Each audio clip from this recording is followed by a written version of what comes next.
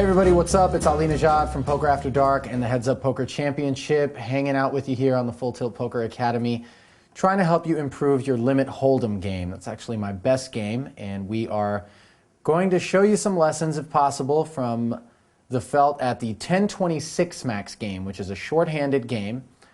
Short-handed limit Holdem is much different than a full game. Looks like we inadvertently posted here, which was not too smart. This was probably going to tempt kings and things to attack us, which they didn't, thankfully, because that allowed us to flop top pair and a gut shot straight draw, which is a very bettable hand, to say the least. Definitely did not post on purpose under the gun, for the record. I'm not thrilled with the fact that we got check called on this board, but it's not going to prevent me from firing another shell here with an open ender and top pair. And we just get called here. Spade hits the end. Kings and things checks again. Now here's a mistake that we saw at Bordeaux, I believe, in the 8-16 game make, which was not value betting on the end. We've got top pair and, you know, I don't want to say a decent kicker, but it's likely that we're getting called down by a 9. Oh, wow, look at this. We ended up splitting the pot. But it's important for us to fire a bet on the end there once it gets checked to us. If we get check raised, we can make our decision then to fold our hand. But you don't want to check and let somebody who would have given you 20 bucks not give you 20 bucks by not betting. Is really, it gets no simpler than that. Ace jack offsuit here in the big blind. If kings and things raises, which they've done, we're going to re-raise because it's short-handed limit Holdem, and the power of a big ace like this is much greater than in a ring game. Plus, we've got position. It's blind versus blind. Kings and things could have any variety of hands here. We've flopped an ace, and we're going to go ahead and fire a continuation bet, obviously with the best hand, I hope. It'll be interesting to see what happens. Kings and things just called. Now, the board pairs with a 5. There's no reason for me to think that kings and things has a 5 in their hand. The fact that they called doesn't necessarily mean that they have an ace. Let's see what happens on the turn. We get raised. Now, this could mean that kings and things has ace-queen or ace-king. They may have flopped something even bigger, maybe pocket eights. Maybe they somehow have a 5 in their hand. There's no reason for me to re-raise. But there's also no reason for me to fold. So we've called here, and we're going to call down, and let's hope that ace-jack is good. That's not. We were up against 10-5 of clubs, so kings and things got really lucky against us, making 3 5s on the turn, which will happen from time to time. There's no reason to get discouraged, but there's also no reason to automatically think, like was correct not to, that we were up against ace-king or ace-queen there. Kings and things had ace-king or ace-queen. I feel like they would have check-raised the flop right away and not wasted time letting something develop on the turn. Jack-10 offsuit in the small blind. It's been folded around to us. Go ahead and raise it up, and we pick up the big blind. You don't want to limp in a situation like that, except for on occasion to show that you're willing to mix it up, because you'd rather just take the 10 bucks out of the big blind, and Jack-10 is plenty good hand to do that. Now here's a situation. Kings and things, who's shown that he or she, I don't know, you can never tell from the avatars, is willing to raise with a wide variety of hands when opening the pot late or on the button like they did with the 10-5 suited, has raised it up. I don't want to flat call and let the blinds get priced in here. So if I'm going to play my hand, I'm going to want to re-raise, which is what I've done. The blinds have both folded, and now the action's on kings and things. I expect a flat call here, which is what I get. This is a good board for pocket fours. Jack, Jack 5. We've got control of the betting. So in position, we're going to fire a barrel. Kings and things is going to peel or raise for sure. I don't expect a fold there. Now, we've been called. This smells like an ace-king, ace-queen situation. It could be a jack. A lot of people would consider it weak to just check here and give a free card because a 5 or a 10 could hurt us, or any manner of big cards could hurt us. So we're going to go ahead and bet and see what happens. See if we get check raised again by kings and things. And we don't. Now, this is the argument for not checking there, because if I were to have checked in position, I would be conceding the pot, because kings and things can fire a barrel on the end with any manner of hands, just finding out whether or not I was on a weak ace or something like that, or if I've given up. By firing again, I give myself a chance to win the pot right then and there with what was probably the best hand, but I don't know that. And I don't have to face what would in all likelihood be a scary river card. With Jack, Jack, 10, 5 out there, a 9 is a scary card for me, a queen, king, or an ace is a scary card for me, a 10 or a 5 counterfeit me. So it's much better to try to pick up the pot right then and there. I would assume that kings and things had an ace 7 something in that range, was just tearing a card off. So that's an example of why you want to play the hand, I guess, the way that we did. If I would have flat called there and I would have been up against 3 players, now that's a much different situation for me, even though I still have position, because I'm up against 2 players on a board that reads Jack, Jack, 10, 5 on the turn possibly, and it's a lot more difficult to fire a barrel on the turn in that situation, whereas heads up, it's a lot easier.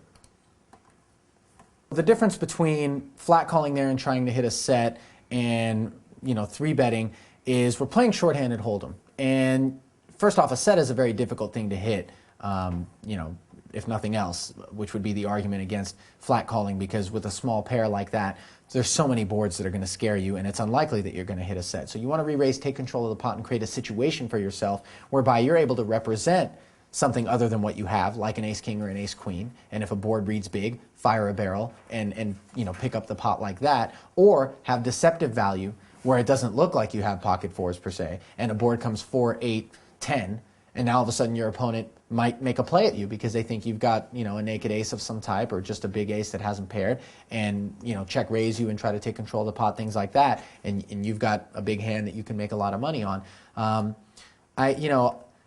In a full game with pocket fours, if there are 2 or 3 people in the pot, I'm obviously not going to raise, even if I'm on the button, just because it's not the type of situation that you're likely to win the pot in with pocket fours. I mean, unless you flop a set. So don't put any extra money in there trying to go commando with pocket fours. If I was in the big blind or the small blind, I mean, I guess I would call 2 bets or on the button, something like that, trying to pick up a set.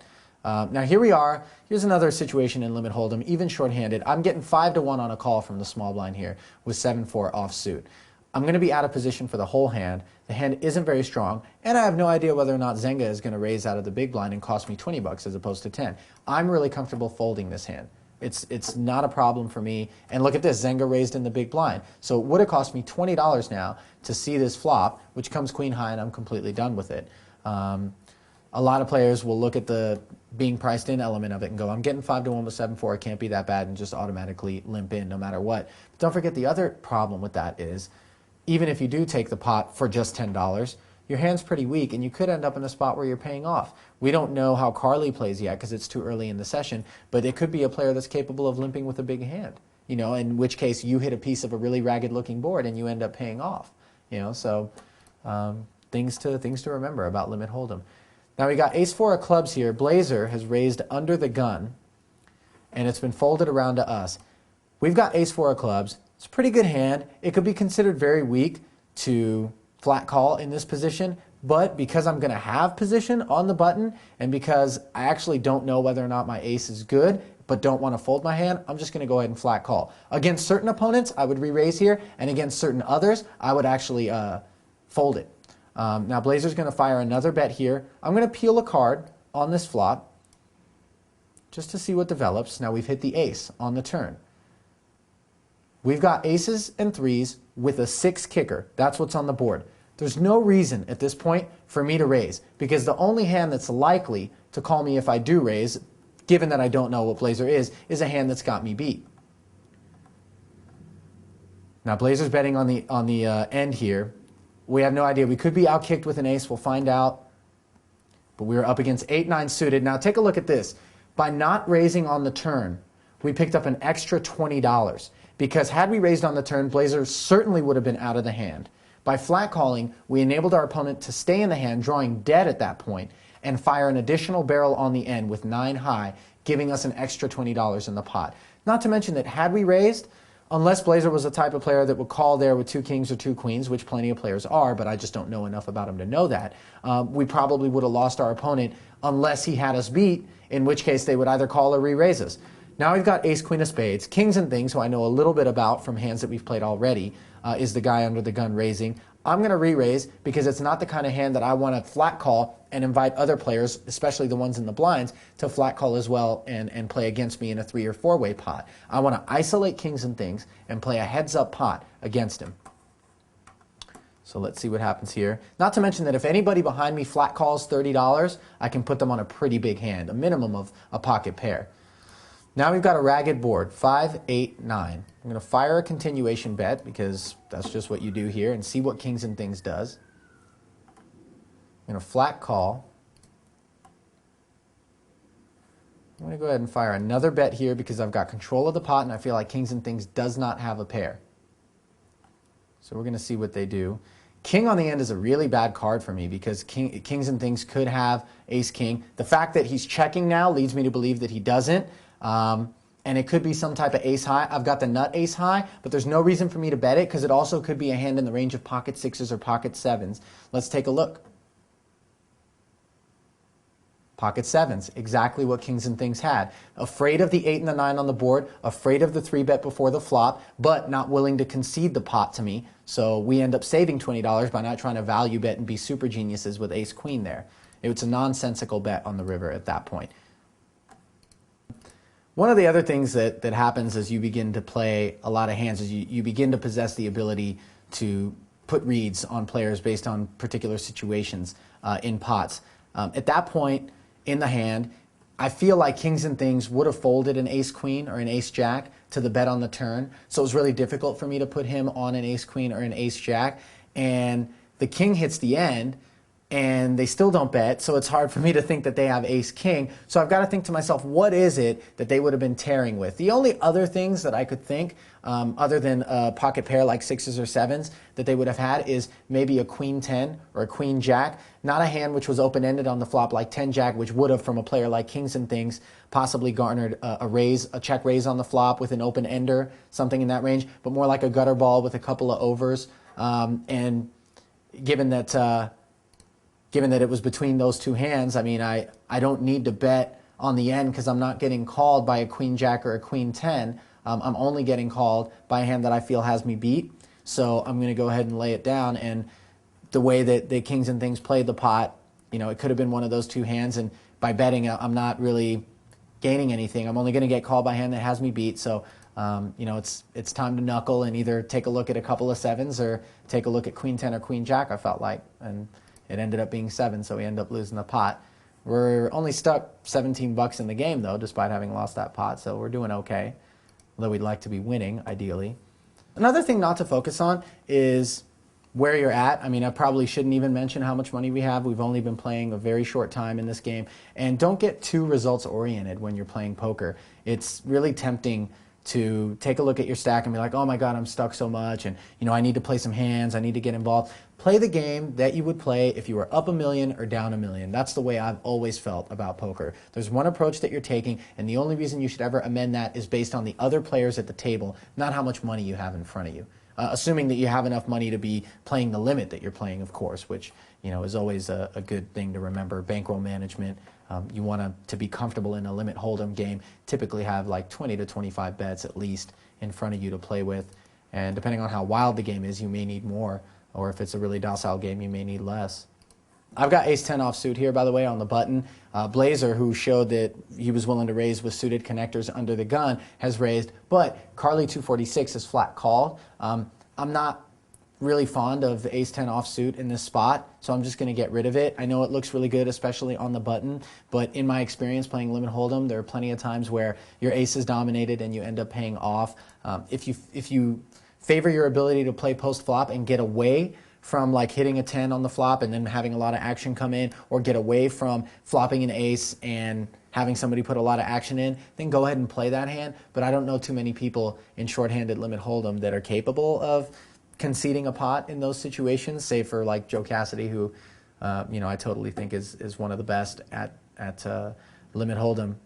But so in consideration of that, I like to just get away and not get myself in trouble. And as we see here, despite the fact that this is irrelevant, we wouldn't have hit anything anyway. Turns out we were up against ace-9, so it would have been a good idea to play this pot. But most players will not be raising with ace-9 offsuit. Now we're going to make a note of that. We're going to make a note of the fact that Blazer has done that. So now it's been 8-9 suited and an ace-9 offsuit. This player is a little bit more liberal and a little bit more aggressive than most, and we can use that information to re-raise pre-flop against this player, or to not give the player as much credit as we may another player based on the fact that they've entered the pot pre-flop, regardless of what position they're in. So you can tell right now that I'm not really in a good mood. I'm down 1 Andrew Jackson, 1 Hamilton, and 3 Washingtons. No, 2 Washingtons, and who the hell's on the quarter? In any event, I'm stuck a huge figure right now, and so I'm really not in the mood to do this video anymore. I'm sure you can all sympathize with that. I don't know how much you make. 33 American dollars is a lot of money to me. It's not a lot of money anywhere else in the world because people wipe their butts with dollars these days in economies globally. But I'm a little bit upset. I'm steaming. I'm tilted. Don't learn from me right now. Actually, we're going to go ahead and change our avatar to confused. Now, I like confused. As you can see there, I've got a really trademark eyebrow thing going there, but angry is even better. Look at that. Actually, we should change the name in the menu drop bar to constipated because that's really what it looks like. But I'm only kidding. Again, to bring home the point, be patient. You know, winning and losing a little bit or even a lot shouldn't have an impact on the way that you're playing. This shouldn't even be a novel concept to anybody out there. But you know, if you're angry or you can't stomach the idea that you're losing in a particular game, get up, sit out, do whatever you need to do. Here's something that might seem sacrilegious to people. Obviously, I consider myself a favorite against this entire field in this limit hold'em game. But that said, Queen Jack offsuit is a hand that is a big trouble hand, especially when you limp in and you let people behind you have position in a pot. So unless you're going to raise it, don't play it. I actually prefer under the gun in a shorthanded limit hold'em game not to get involved with Queen Jack offsuit. And we've got a guy like Blazer behind us on the button here who's shown that he's willing to get aggressive as we see him raise on the button despite someone limping. We got a 3-bet here out of Carly, which, you know, let's pat ourselves on the back for mucking Queen Jack because clearly we wouldn't call 2 extra bets here. And I bet you we end up dominated by a pair or a bigger queen or a jack in this pot. But yeah, in consideration of the table right now, I really wouldn't want to get involved with a Queen Jack offsuit in that spot, and we totally break off on the flop anyhow. And I'm interested to see a showdown here so that we can hopefully show you why Queen Jack offsuit under the gun there is a hand that you want to stay away from. It's been checked all the way around on this flop. Carly is likely to have an ace or at least a big pocket pair here. Blazer is called the turn. Third heart hits the river. Oh, and Blazer's going to raise, representing a flush. And look at this. We had Queen Jack offsuit, and we ended up being up against King Jack suited. We were in a really, really bad spot. Not only that, but we were up against a couple of 10s. Now, we had 2 overcards to the 10s, but our hand's not a big favorite against those hands. The straight cards are all gone, the king and the 10, the king and the 10s. And we would have completely airballed the flop and cost ourselves $30 if we got involved in the pot. Now, Carly's limping, on the button here. 9-7's a piece of dog meat, but some people will raise and try to take control of the pot at this point. Obviously, Carly's a cautious player, seems to be a good player, 3-bet with the pair there, got conservative on the flop, and then value bet when they had the best hand, but unfortunately did not get away from their hand when they were beat on the end and the heart hit. I think that was more a function of the fact that Blazer has demonstrated he's a pretty wild, loose player. We've got 9 high, we're out of position, we'll just check it. See if Carly wants to try to buy the pot, which they will. Now, it's tempting sometimes to check raise here under the impression that Carly would not have limped with any of these cards in his or her hand, just because, that's raise-worthy, an ace or a queen in your hand or a 10. But we'll go ahead and concede. Don't need to get stubborn. Don't need to pull off a super genius play every single time. Ace-8 offsuit on the button. We're up against Blazer. So tempting to re-raise Blazer in this spot. Okay, I'll do it. But again, I wouldn't do this against just anybody, and I hate the fact that Pokester over here has called. We don't have a spade, but we flop top pair. Life could be worse. No reason for us to just check. We're going to fire another barrel here, see if Pokester raises us, which is very possible with a big spade or an overpair, and that's exactly what Pokester's going to do. I'm going to try to buy a free card by re-raising here, despite the fact that I don't have a spade, because I don't want to be faced with the $20 bet on the turn. If I get capped, I'm going to be pretty sure that Pokester has a hand like 2 9s or better. Pokester's just going to call. I'm going to fire another bet and see what happens, just because it was a good card on the river. Okay, this is probably a bad check, but I feel like Pokester's cold call either at this point isn't going to garner a call on the end because it was like an ace of spades, a naked ace of spades, or a naked king of spades, or it was 9s, 10s, something in that range. So I'm just going to check and see what we were up against. Jacks. 9s, 10s, jacks.